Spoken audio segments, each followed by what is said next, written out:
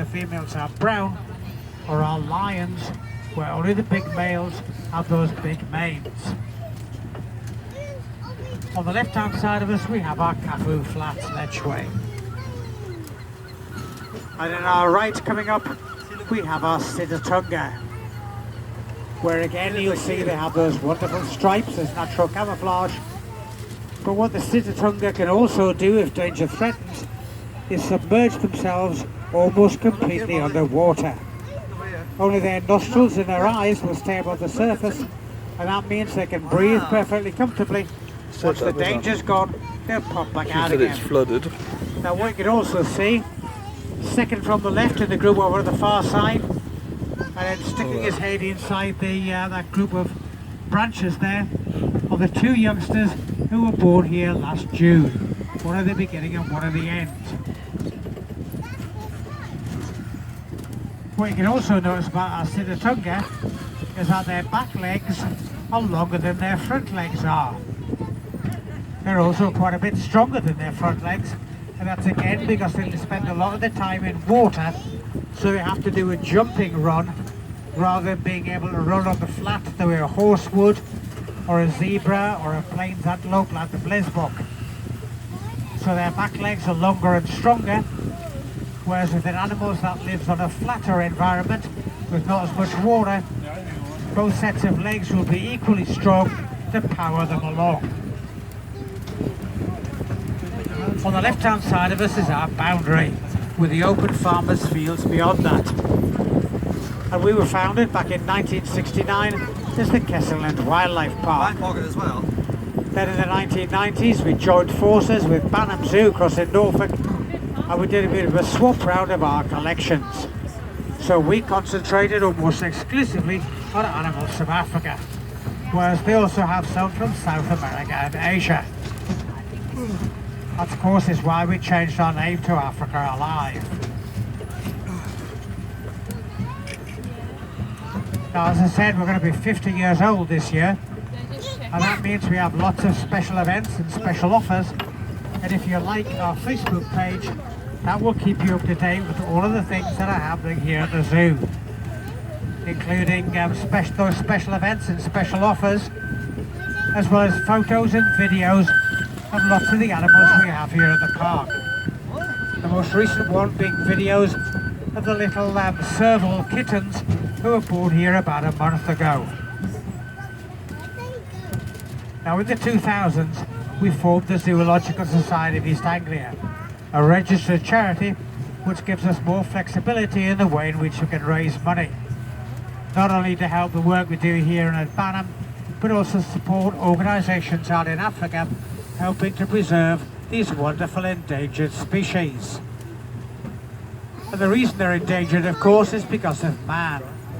We take away the areas where they used to live, from mining, farming, forestry, building roads and houses, and we also hunt the animals, sometimes for so-called sport, but more often simply for food, or because we think they're a danger to our crops, our livestock or ourselves.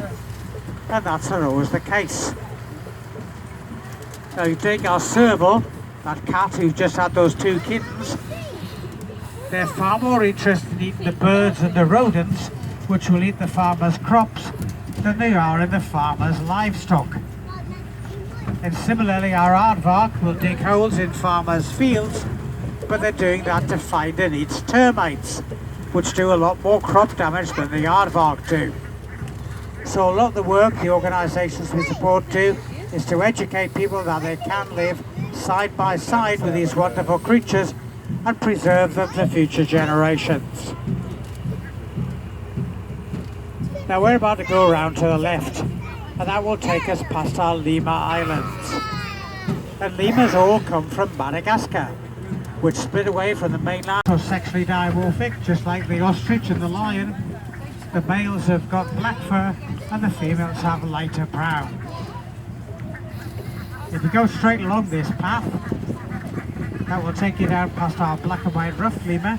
You will see out on the island as we turn this corner, and then past our crowned lemur. And if you go off to the left after we cross over the bridge, that will take you past our black lemur and then our red-bellied lemur. And all of the lemur species are endangered because their natural habitats, the forest of Madagascar, are being chopped down for wood, charcoal and to make space for farming, which is why we're pleased to be able to breed them here at the zoo. Both the black lemur and the black and white ruffed lemur that have youngsters born here in the past 2 years. Now we're heading towards our giraffe house. And giraffe are the tallest animals in the world, which grow to a height of 5.5 meters up to the roof of the average 2-story house. But that incredibly long neck they have only has the same number of bones in it as you or I do in ours, which is 7. Although they look very tall and thin, they actually weigh about 1.5 tons, as much as a small rhino.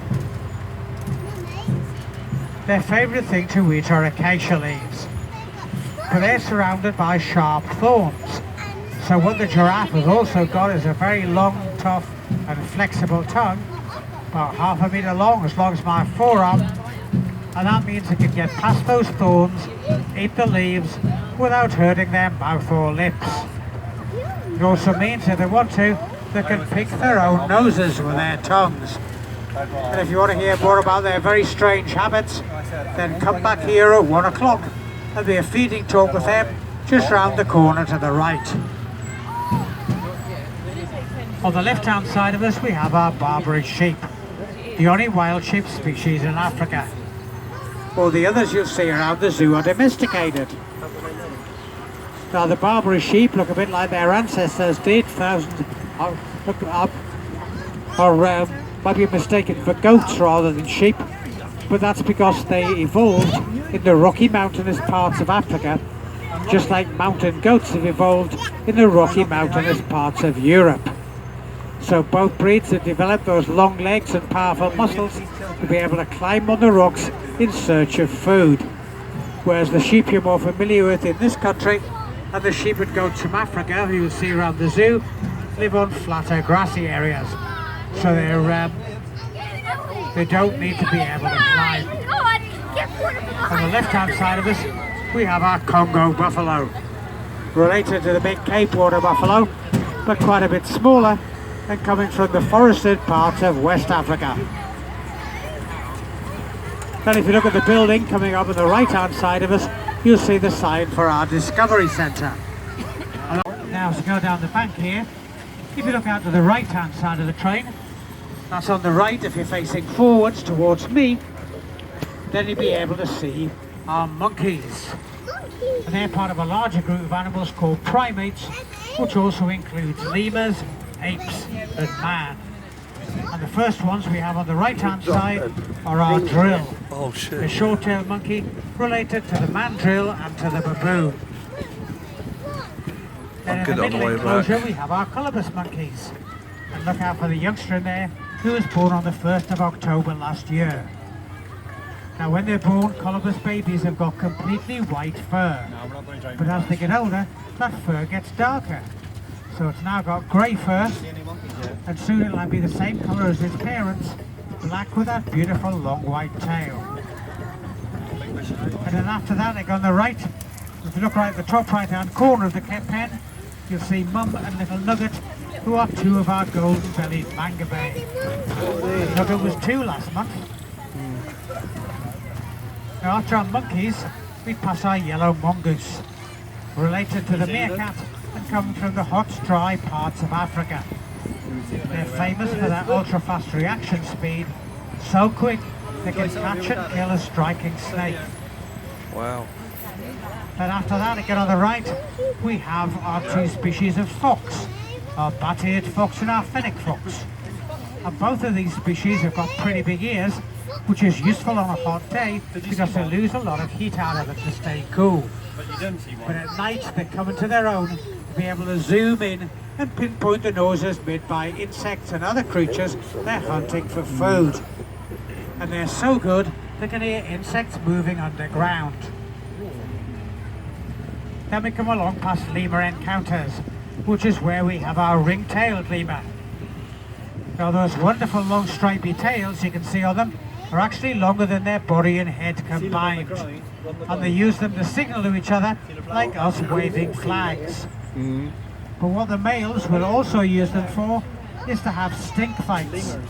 They'll rub them against the scent glands on the inside of their wrists, wave them in the air, and then the male with the smelliest tail is the one that gets most attention from the female lemurs. A bit like us putting on aftershave. But don't worry about smelling them yourself, because they have incredibly sensitive noses. And that means they can smell things which you or I can't. Now we're coming up to the building here on the left-hand side of the train, and the path just before it takes you up to our Explorers restaurant and also to our Wild Zone indoor adventure play area for under 12s. Then at the front of the building we have guest information. And if you're taking part in our Young Explorers Challenge, that's where you go to swap your completed cards for your medals.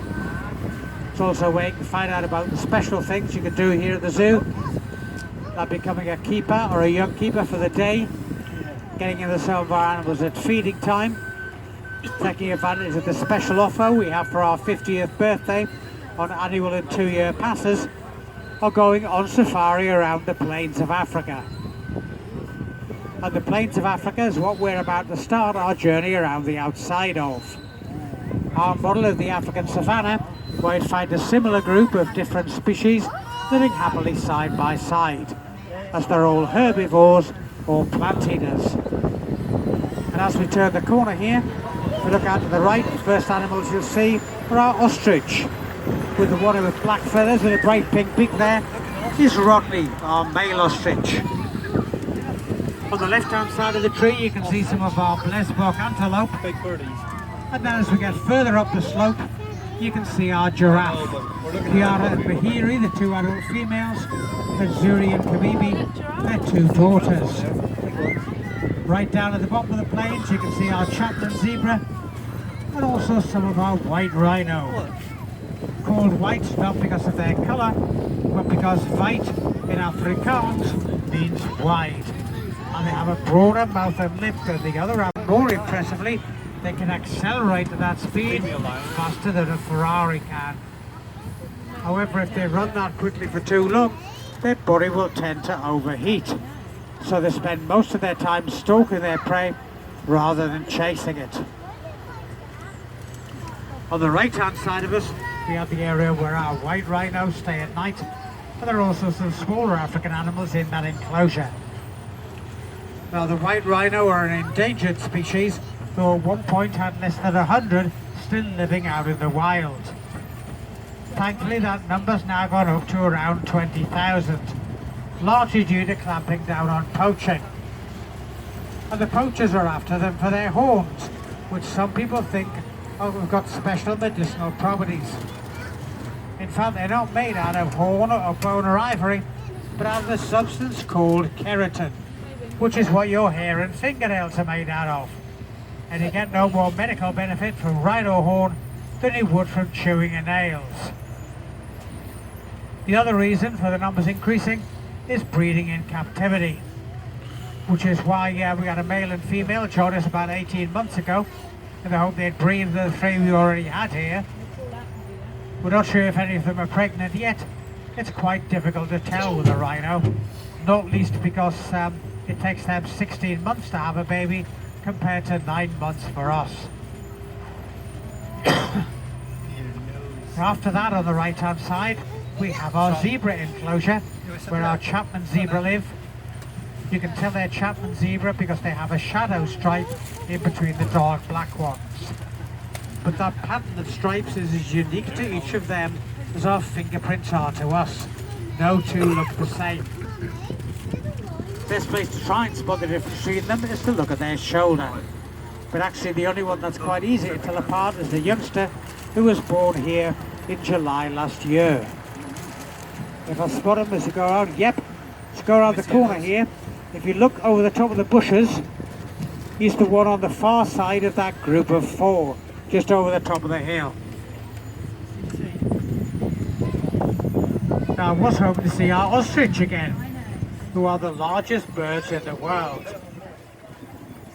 They lay the largest eggs, of course, which are so big if you wanted to make an omelette out of one, it would take you 3 hours to cook it, or all day for a boiled egg. Now if you look at the rhino horns there, you'll see that they're not like a bone horn, they're actually fibrous, like matted hair, which is actually what they are.